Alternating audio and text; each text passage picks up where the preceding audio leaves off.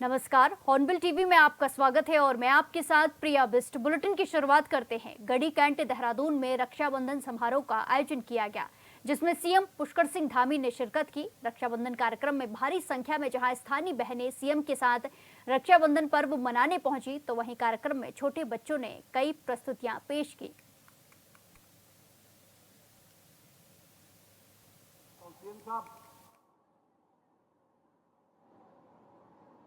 माननीय मुख्यमंत्री जी, आप मुझे रास्ते में एक बात कह रहे थे जब मैं आज दिन में जो आपके पास था। अभी मुख्यमंत्री जी मुझसे कह रहे थे, गणेश जी मैं आपकी ड्यूटी कहीं बाहर लगा दूं। मैंने जब भी आपने मुझसे कहा मैंने कभी मना तो नहीं किया है। अब फिर चुनाव आने वाला है, 27 साल बहुत नजीक है। मुख्यमंत्री जी मुझे बाहर भेज देंगे, कहेंगे वहां जाओ मोदी जी की रैली कराओ, कहीं कहेंगे सैनिकों के कार्यक्रम करो, तो उनको हाँ कह दो, जहां भेजोगे मैं जाऊंगा। तो यहां आप लोग संभाल लोगे? जरा हाथ खड़े करके बताओ, दोनों हाथ खड़े करके बताओ। इधर हाथ खड़े नहीं हो रहे, कोई शक है किसी को? जिसके हाथ में दर्द वो नहीं करेगा, बाकी सब खड़ा करेंगे। जरा दोनों हाथ खड़े करो। तो सीएम साहब, मैं अपनी बहनों के दम पे आपसे बोल रहा हूं, मुझे आप जहां भेजोगे आपका सिपाही जाएगा। यहां की चिंता मेरी हजारों बहनें कर लेंगी, यहां कुछ होने वाला नहीं है। इसी के साथ आगे बढ़ते हैं। उत्तराखंड त्रिस्तरीय पंचायत चुनाव में डबल वोटर विवाद अब संवैधानिक टकराव की ओर बढ़ता जा रहा है। ये अलग बात है कि चुनाव खत्म हो गया है, लेकिन सवाल आज भी वहीं पर है। डबल वोटर विवाद में याचिका दाखिल करने वाले याचिकाकर्ता ने हाईकोर्ट में एक बार याचिका लगाई है, जिसमें कोर्ट के आदेश की अवहेलना का आरोप लगाया गया है। रिपोर्ट देखिए।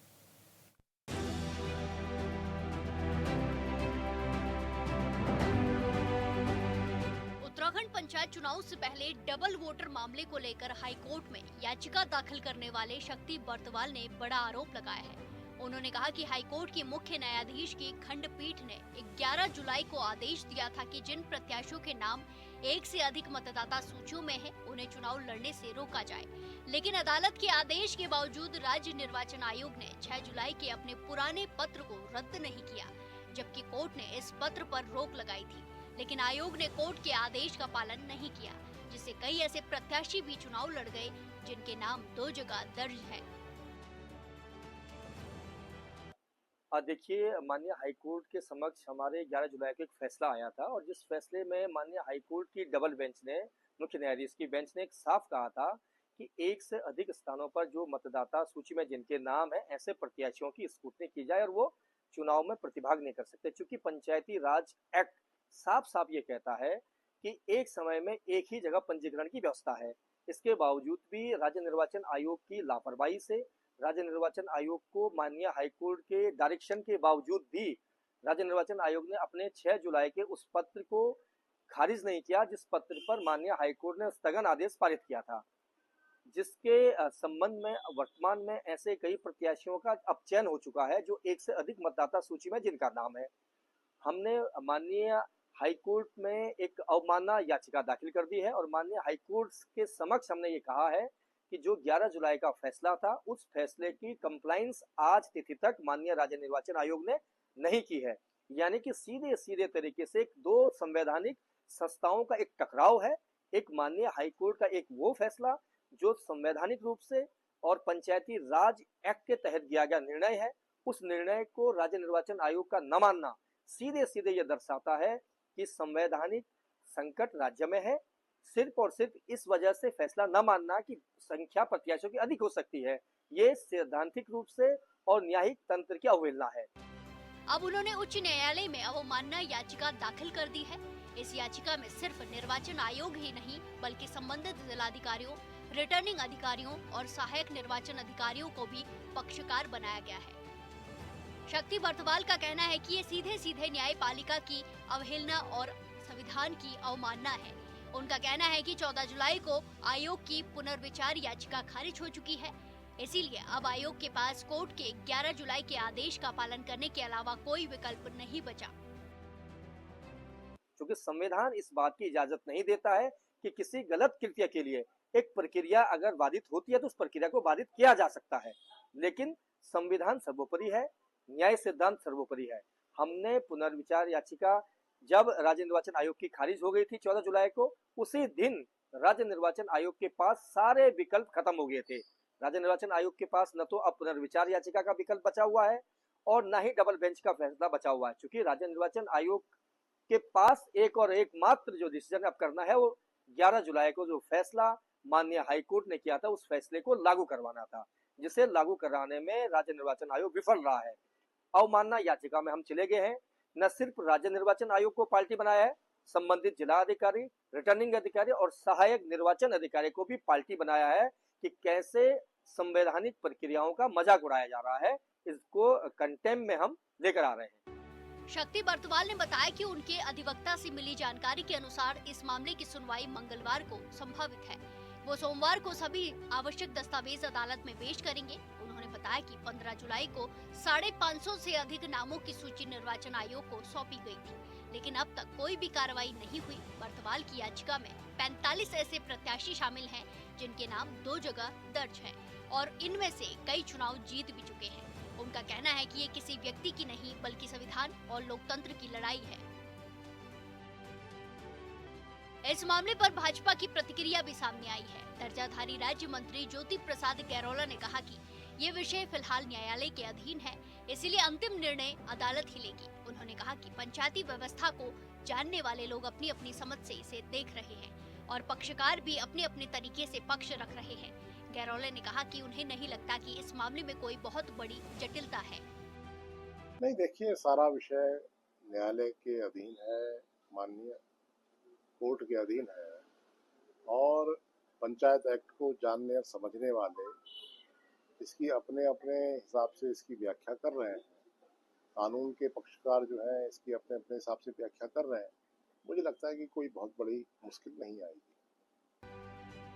उत्तराखंड में पंचायत चुनाव से पहले भी विपक्ष सहित कई लोग सवाल उठा रहे थे और अब जब चुनाव खत्म हो गया है तब भी सवाल उठ रहे हैं। अब दाखिल याचिका पर हाई कोर्ट का क्या निर्णय होगा, ये बड़ा सवाल है। Bureau report, hornbill TV. इसी के साथ खबरों में आगे बढ़ते हैं। पंचायत चुनाव के रिजल्ट आने के बाद बीजेपी और कांग्रेस पार्टी अपनी अपनी पीठ थपथपाने का काम कर रहे हैं। ऐसे में आरोपों की राजनीति भी जोरों से है। तो वहीं पूर्व मुख्यमंत्री हरीश रावत ने पंचायत चुनाव के नतीजे आने के बाद बीजेपी पर तंज कसा है। मौजूद हैं सर, पंचायत के रिजल्ट आ गए, किस रूप में आप उस रिजल्ट को देख भी रहे हैं? क्योंकि एक तरफ तो बीजेपी कह रही है कि हमने काफी अच्छा प्रदर्शन किया, उधर कांग्रेस भी कह रही है कि अच्छा रहा। भाजपा वालों से एक बात पूछो ना कि आपने ऐसा अच्छा प्रदर्शन किया, आपके प्रदेश अध्यक्ष, जिला अध्यक्ष, आपके विधायक, आपके मंत्री, आपके लीडर्स, उनके सब सगे अड़ोसी पड़ोसी चाहने वाले सब रिश्तेदार नातेदार जिनको भी उम्मीदवार बनाया, जनता ने सबको हरा दिया। यही चाहत है, यही जीत है भाजपा की। जब पूछिए ना, और बहुमत किसके पास है देहरादून में देख लो ना। प्रीतम सिंह के घर में इस समय जीते हुए 18 विधायक, 18 जिला पंचायत के सदस्य बैठे हुए हैं, कह रहे हैं कि साहब ये क्या हुआ। और आपने आरक्षण को हथियार के रूप में इस्तेमाल करके एक नौजवान को, होनहार नौजवान को, जो जिला पंचायत को हो सकता है नया स्वरूप देता, नई बातें करता है, नई उम्र के साथ नई दिशा देने का काम करता है, उसको वंचित कर दिया। यही तुम्हारे सत्ता की उपलब्धि है। और जनता ने भाजपा को नकारा है। पहले नंबर पर कांग्रेस, दूसरे नंबर पर निर्दलीय, तीसरे नंबर पर भाजपा। निर्दलियों में आधे कांग्रेस के दलीय, आधे से ज़्यादा कांग्रेस दलीय है। हरीश रावत जी खुश नजर आ रहे हैं इस चुनाव से? हाँ बिल्कुल, निश्चित तौर पर पहली बार उत्तराखंड की जनता ने 2014 के बाद अपने सवालों को वोट दिया है। लोगों ने अपने सवालों को 2014 के बाद कभी वोट ही नहीं दिया।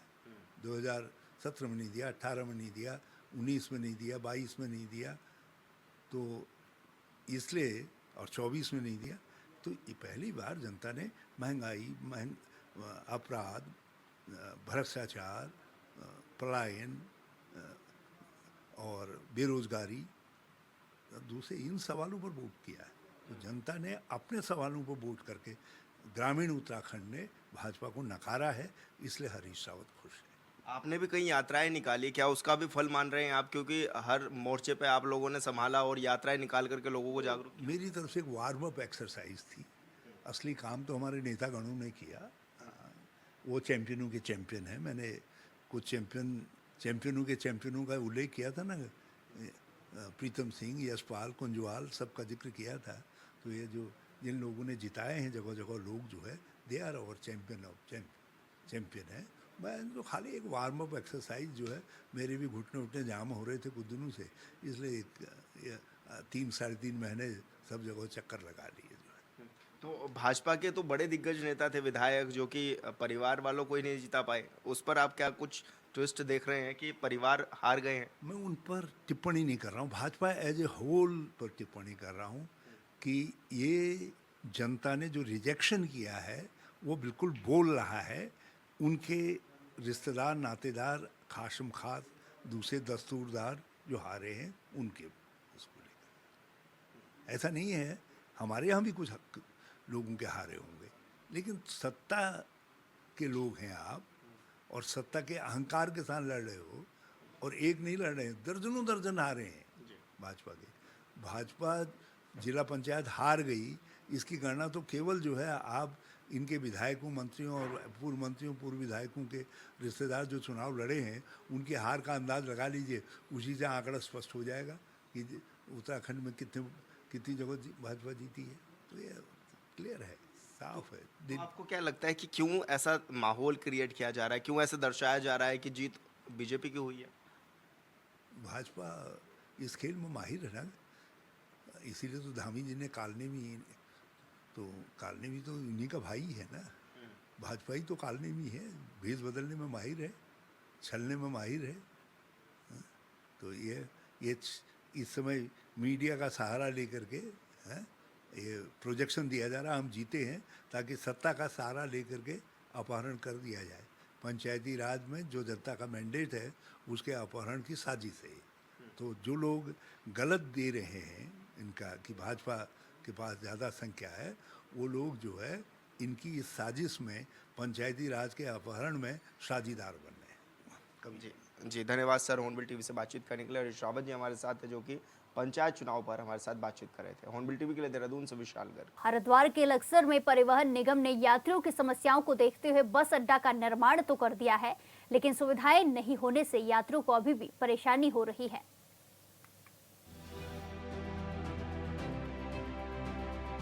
हरिद्वार के लक्सर नगर में परिवहन विभाग का बस अड्डा बने हुए 4 साल से अधिक का समय हो चुका है, लेकिन क्षेत्र के लोगों को इसका कोई ठोस लाभ अभी तक नहीं मिल पाया है। बस अड्डा बन जाने के बाद भी नए रूटों पर सरकारी बसों का संचालन शुरू नहीं किया गया है।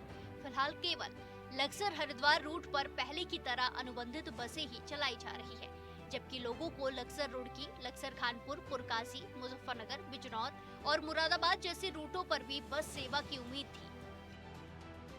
देखिए, लक्सर जो है एक राष्ट्रीयकृत मार्ग नहीं है, और परिवहन निगमों की बसेस जो है मुख्यतः राष्ट्रीयकृत मार्गों के लिए ही अनुमान्य होती है। लक्सर के लिए हमारे हरिद्वार बस स्टेशन से और देहरादून से सीधी भी सेवाएं उपलब्ध है, जो लोकल है, जो हरिद्वार और लक्सर बस अड्डे को जोड़ती है, यानी कि लक्सर को अपने केंद्र हरिद्वार से जोड़ती है, जहाँ पे हर तरह की बस उपलब्ध होती है। हरिद्वार परिवहन निगम के एआरएम विशाल चंद्रा ने बताया कि 2 राज्यों के बीच बस सेवा शुरू करने के लिए आपसी सहमति की लंबी और जटिल प्रक्रिया होती है। निगम के पास इस समय बसों की संख्या सीमित है, जिसके चलते नए रूटों पर संचालन संभव नहीं हो पा रहा है। उन्होंने कहा कि भविष्य में जब निगम के पास नई बसें आएंगी तो लक्सर से अतिरिक्त रूटों पर संचालन के लिए प्रस्ताव मुख्यालय को भेजा जाएगा। राष्ट्रीयकृत मार्ग नहीं है, उसके लिए अनुमति वाहन है और अन्य राज्यों की अनुमति भी लेनी पड़ेगी। उसके अलावा लक्सर में उस तरह का जनघनत्व तो नहीं है कि वहाँ पे लंबी दूरी की बहुत सारी वाहनें चलाई जा सके। लक्सर का जो मुख्य पैसेंजर है वो लोकल मार्गों का ही है, और उतनी मात्रा में, पर्याप्त मात्रा में उतनी गाड़ियाँ चलाई जा रही है। नगर पालिका की तरफ से शिव चौक क्षेत्र में भूमि उपलब्ध कराए जाने के बाद बस अड्डे का निर्माण करवाया गया था, जिसमें तत्कालीन विधायक की भूमिका भी अहम रही, लेकिन 4 साल बाद भी यात्री सुविधाएं ना के बराबर है। स्थानीय लोगों ने बताया कि बालावाली होकर उत्तर प्रदेश के कई शहर जैसे नजीमाबाद, बिजनौर और मुरादाबाद तक भारी यातायात होता है। गंगा नदी पर यूपी सरकार की तरफ से पुल भी बन चुका है। ऐसे में लक्सर से यूपी की तरफ सीधी बस सेवा बेहद लाभदायक हो सकती है। मतलब मांग कर रहे हैं कि मतलब जैसे यात्री हैं जिनके लिए ट्रेन मतलब नई सुविधा मिल पाती है, तो कम से कम बस की सुविधा होनी चाहिए, ताकि मतलब यहाँ से कोई यात्री परेशान ना हो और अपना बस से अपना स्वस्थ स्थान पर पहुँच पाए। 4 साल पहले बना लक्सर बस अड्डा फिलहाल केवल एक ढांचा बनकर रह गया है। सुविधाओं और नए रूटों की प्रतीक्षा में यात्री आज भी पुराने हालातों से जूझ रहे हैं। इसी के साथ खबरों में आगे बढ़ते हैं। उत्तराखंड के पहाड़ों में लगातार हो रही बारिश की वजह से निचले इलाकों में बाढ़ जैसे हालात पैदा हो गए हैं। उधम सिंह नगर के बाजपुर में सड़क से लेकर गली मोहल्ले तक पानी भर गया है और लोग जिला प्रशासन पर गंभीर आरोप लगा रहे हैं। रिपोर्ट देखिए।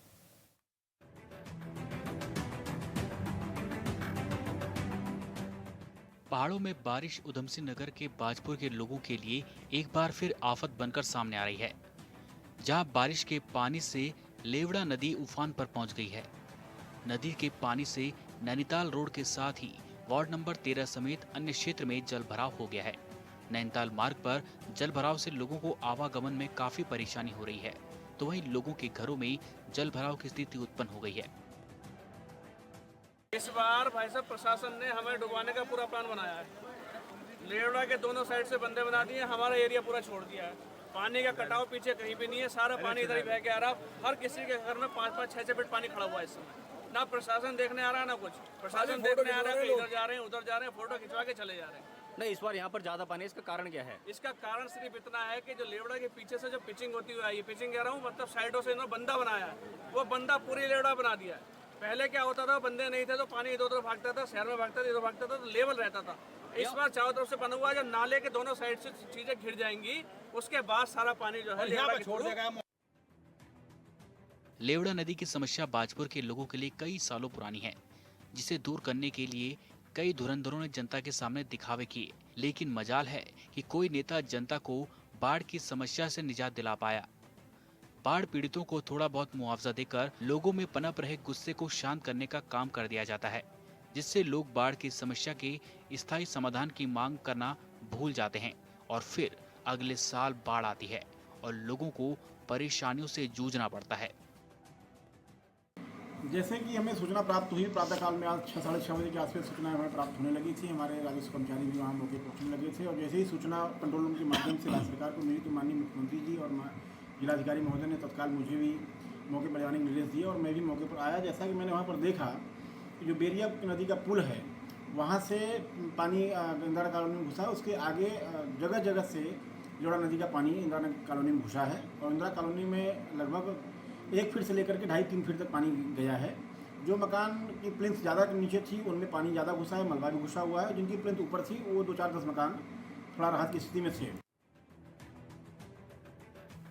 स्थानीय लोग बताते हैं कि सिलसिला कई सालों से चल रहा है, लेकिन आज भी इसका स्थायी समाधान नहीं हो पाया, जिसका नतीजा है कि कई बार बाजपुर में बाढ़ की समस्या उत्पन्न हो गई और लोगों को परेशानी का सामना करना पड़ा। वहीं पुलिस प्रशासन और एनडीआरएफ की टीम बचाव कार्य में जुटी है। इधर एडीएम का कहना है कि सिंचाई विभाग ने जो इस बार काम किया था उसका फायदा यह हुआ कि बाजपुर बाजार में पानी नहीं घुसा, लेकिन जहां काम नहीं हुआ वहां पानी भरा है। निर्देश दिए गए हैं कि नदी की गहराई जहां बढ़ाई जानी है वहां काम किया जाए। तत्काल सबसे पहली हमारी प्राथमिकता है कि पानी उतरते उसकी सफाई हो जाए, उनको फूड मिल जाए, फूड पैकेट मिल जाए और उनकी जो राहत सामग्री यानी राहत वितरण की यानी है वो भी तत्परता से बढ़ जाए। इसके साथ साथ अभी हमारे सिंचाई विभाग के लोग हमारे साथ बैठे हैं। सिंचाई विभाग ने जो इस बार काम किया था उसका एक बड़ा राहत तो ये मिला है कि बाजपुर बाजार में पानी नहीं घुसा है, अपस्ट्रीम में पानी नहीं घुसा है, लेकिन बेरिया नदी के नीचे जो जहाँ काम नहीं हो पाया था वहाँ पर इंदिरा कॉलोनी था वो ज़्यादा प्रभावित हुआ, चक्रपुर प्रभावित हुआ है। अभी उसमें काम होना बाकी है और मैंने अभी अपेक्षा करी है, निर्देश दिए हैं सिंचाई विभाग को, जैसे ही पानी उतरता है तो नदी की गहराई जहाँ पर बढ़ाई जानी है उसको तत्काल उसमें काम करेंगे। इसके साथ साथ इंदिरा कॉलोनी के किनारे किनारे शंड बैग गनी बैग के माध्यम से और 2-3 लेयर की ऊंचाई उसको बढ़ा दी जाए, ताकि अगर भविष्य में भी इस बरसात में भी अगर पानी उसमें बढ़ता है तो कम से कम इंदिरा कॉलोनी में पानी न जाने पाए। एडीएम की अलग दलीलें हैं और स्थानीय लोगों का कहना है और नदी किनारे कुछ जगहों पर तटबंध बना दिए गए, लेकिन इंदिरा कॉलोनी की तरफ छोड़ दिया गया, जिसकी वजह से यहाँ पानी भर गया है और जिम्मेदार विभाग के अधिकारी समस्याओं पर अब सफाई दे रहे हैं। Bureau report, hornbill TV.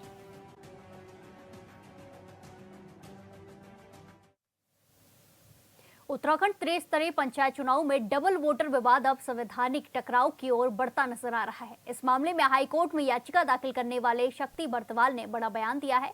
उन्होंने कहा कि हाईकोर्ट के मुख्य न्यायाधीश की खंडपीठ ने 11 जुलाई को आदेश दिया था कि जिन प्रत्याशियों के नाम एक से अधिक मतदाता सूचियों में है उन्हें चुनाव लड़ने से रोका जाए।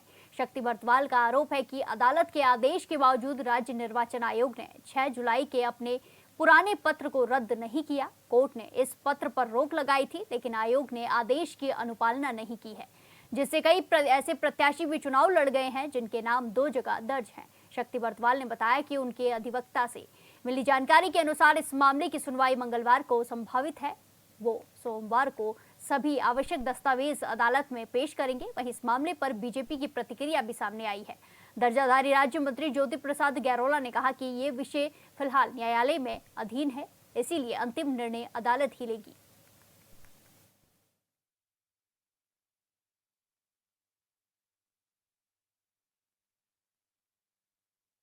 देखिए, माननीय हाईकोर्ट के समक्ष हमारे 11 जुलाई को एक फैसला आया था और जिस फैसले में माननीय हाईकोर्ट की डबल बेंच ने, मुख्य न्यायाधीश की बेंच ने एक साफ कहा था कि एक से अधिक स्थानों पर जो मतदाता सूची में जिनके नाम है, ऐसे प्रत्याशियों की स्क्रूटनी की जाए और वो चुनाव में प्रतिभाग नहीं कर सकते। चूंकि पंचायती राज एक्ट साफ-साफ ये कहता है कि एक समय में एक ही जगह पंजीकरण की व्यवस्था है। इसके बावजूद भी राज्य निर्वाचन आयोग की लापरवाही से, राज्य निर्वाचन आयोग को माननीय हाईकोर्ट के डायरेक्शन के बावजूद भी राज्य निर्वाचन आयोग ने अपने 6 जुलाई के उस पत्र को खारिज नहीं किया, जिस पत्र पर माननीय हाईकोर्ट ने स्थगन आदेश पारित किया था, जिसके संबंध में वर्तमान में ऐसे कई प्रत्याशियों का अपचयन हो चुका है जो एक से अधिक मतदाता सूची में जिनका नाम है। हमने माननीय हाईकोर्ट में एक अवमानना याचिका दाखिल कर दी है और माननीय हाईकोर्ट के समक्ष हमने ये कहा है कि जो 11 जुलाई का फैसला था, उस फैसले की कंप्लायंस आज तिथि तक माननीय राज्य निर्वाचन आयोग ने नहीं की है। नहीं, देखिए, सारा विषय न्यायालय के अधीन है, माननीय कोर्ट के अधीन है और पंचायत एक्ट को जानने और समझने वाले इसकी अपने अपने हिसाब से इसकी व्याख्या कर रहे हैं। कानून के पक्षकार जो है इसकी अपने अपने हिसाब से व्याख्या कर रहे हैं। मुझे लगता है कि कोई बहुत बड़ी मुश्किल नहीं आएगी। इस बुलेटिन में फिलहाल के लिए इतना ही। बाकी तमाम खबरों के लिए देखते रहिए हॉर्नबिल टीवी। नमस्कार।